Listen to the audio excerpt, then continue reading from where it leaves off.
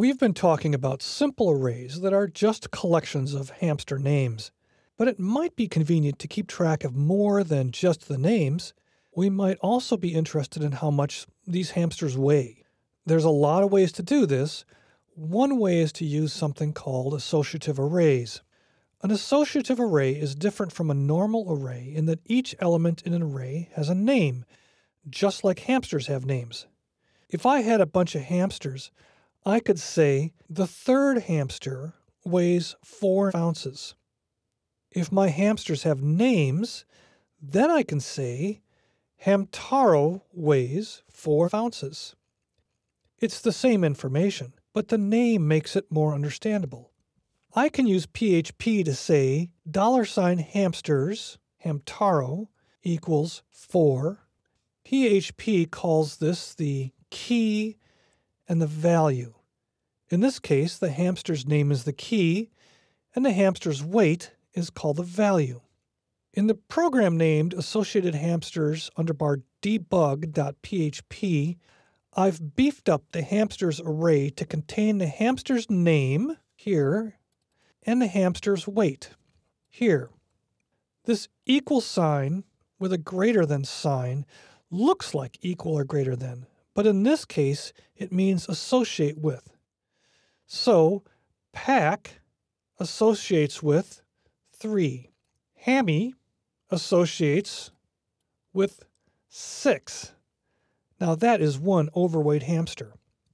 You'll also notice changes down here in the for each command.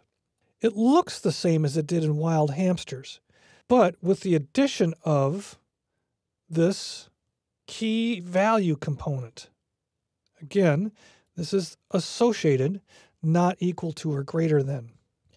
This change allows for each to access the key and the value components of the array.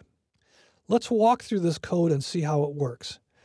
I'm going to use associated hamsters underbar debug.php, which is modified to show how the variables change their values. On the left is the printout from the program. On the right is the code itself. The first printed line shows how to use an associated array. Here we have simple use of an associative array in the code, and here's simple use of an associated array in the actual printout. Pack the hamster weighs 3 ounces, and you'll see in the code to produce that we said pack the hamster weighs $hamsters, quote, pack, quote. This is how to refer to the pack portion of the hamsters array. Let's go take a look at the hamsters array real quick. Up here is the hamsters array, and here's pack. Pack is associated with 3. So if we go back and look at the code, we have pack the hamster weighs, and then there's the hamster array with pack, which we know is equal to 3. And in fact, if we look back at the printout, we'll see that it says pack the hamster weighs 3 ounces.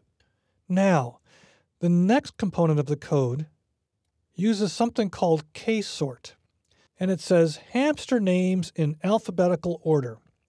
So what ksort does is sort the hamsters array by the key, and you can see that here printed out in the order of the array. You'll notice that these hamster names are sorted in alphabetical order. Let's take a look at the print the hamsters array and find out what's changed in order to print out these hamsters. The first thing you'll notice is that there are 3 lines added to do something called print underbar r with our array. And that's what produces this little piece of printout here. It's just a debugging tool for us to understand what's changing inside of array.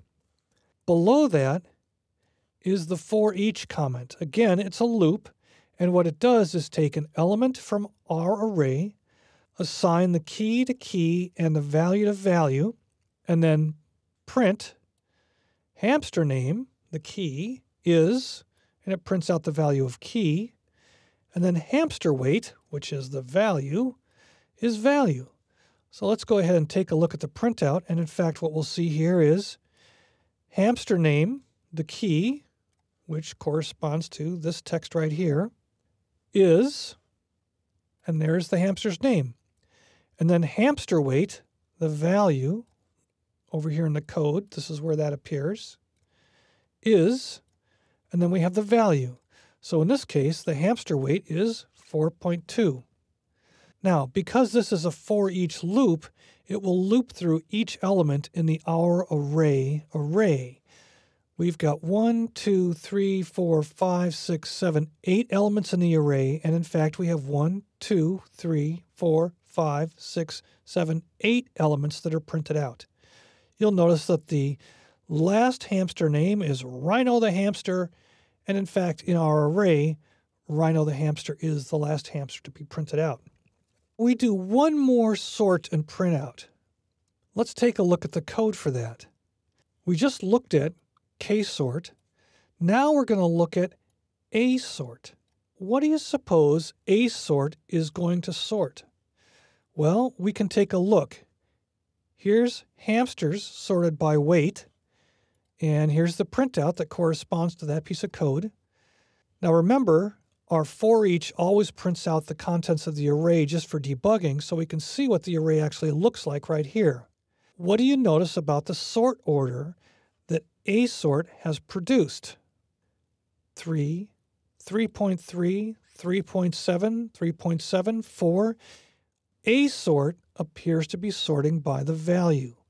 So in fact, what we've got when we run print the hamsters is a sequence of printouts that show the hamster name and the hamster weight sorted by the weight of the hamster. Do you understand how asort is different than ksort?